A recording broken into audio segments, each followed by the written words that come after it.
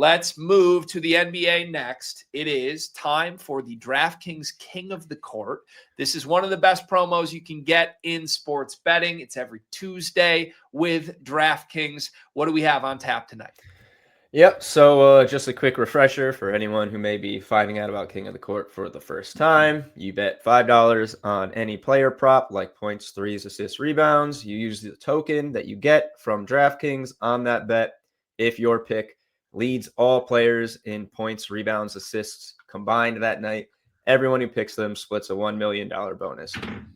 So far this year, we've caught Maxey and Giannis with a split pot. In the second week would have been 108 bonus bet just for Maxey, ended up being 20 with the chop. And then we caught a $94 bet from Josh Giddey last week as our top long shot pick. Notably, Maxey was the top long shot pick in the second week that hit. So we're maybe onto something there.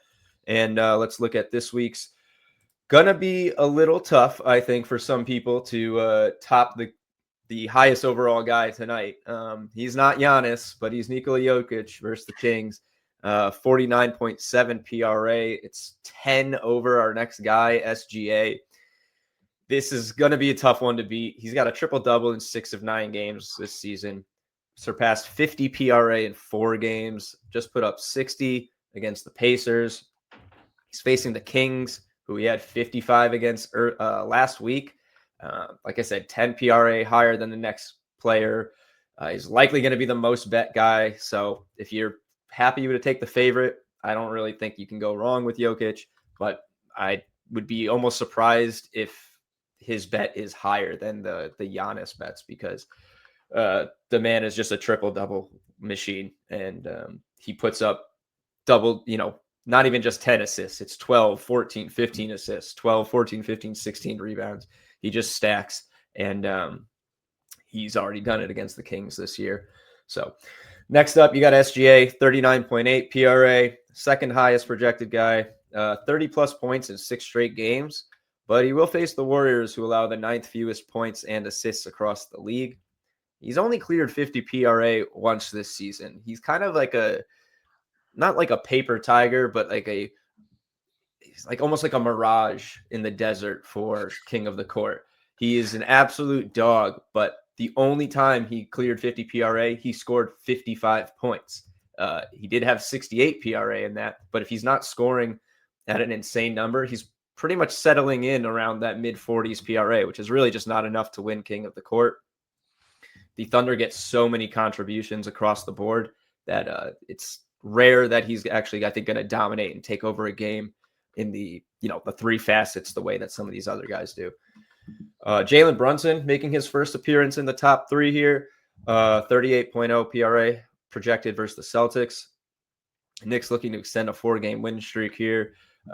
Brunson is ranked 16th in assists this season, but he is under 25 points in 3 straight games. So he's going to really have to put up a big output in both of those. He's peaked at 49 and 43 PRA this season. Hasn't cleared 40 total in his last 5 games. Celtics allow the 2nd fewest points and 3rd fewest assists in the NBA. So while I think it's appropriate to have Brunson here at around his projection, I don't think he's going to be pushing the 50-plus that you pretty much need to cash this. So if you're going with a top guy, it's Jokic and not either of the other 2. I'm going to play one of these 2, and I'll make my pick after I talk about them. But for 2 long shots, we got Lauri Markkanen versus the Pacers, projected for 33.0 PRA. Coming off a career-high 51, or sorry, not coming off, but he had a 51-point overtime win versus the Suns earlier this season for 68 total PRA in that game. That would be the highest King of the Court output this season. Faces the Pacers, who rank 3rd worst in rebounds allowed and bottom 10 in total points. He has not had double-digit rebounds or 30-plus points in his last 5 games. I don't think he's had double-digit rebounds since the big PRA game. So he'll need a massive game to hit this. But the Pacers gave up the Nikola Jokic explosion and the SGA explosion. So they're very vulnerable. You're going to need Markkanen to go above his normal marks here, but the Pacers are pretty much one of the absolute top teams to attack with this promo and many other betting angles this season. Yep. Yeah, the Pacers have just been so disappointing after such a special run in the postseason last year, and they don't look the part at all. It feels like they're gutted because they kind of all realize 1 month into the season, like, oh, this isn't what we thought it would be or what we hoped it would be. So, I think they're kind of like the dead dog that star players can pounce on as the numbers back up. And like the shout with Lowry, if you're going to look for a long shot opportunity. But to your point, Jokic is like just a promo killer.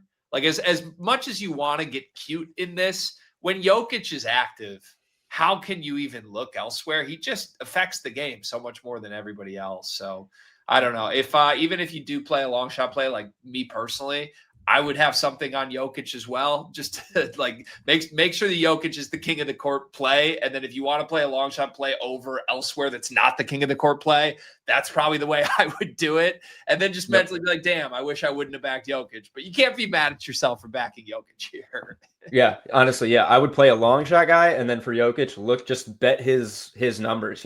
Bet on him to hit a rebound mark, bet on him to hit plus money assists, bet on his PRA ladder, and then kind of cover yourself, and you'll probably win. I mean, if you put one normal size, whatever your unit size is, unless it's like $5, you'll probably win more on a straight bet on Jokic than you will in a bonus bet.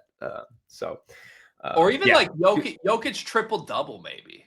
Right? Yeah, I mean, if you can get it plus money, yeah. That way you still get the value of the King of the Court promo with elsewhere. It's not exactly the smart or the fun way to bet these promos to take the favorite, but I think that's the way I would attack it as we talk this through.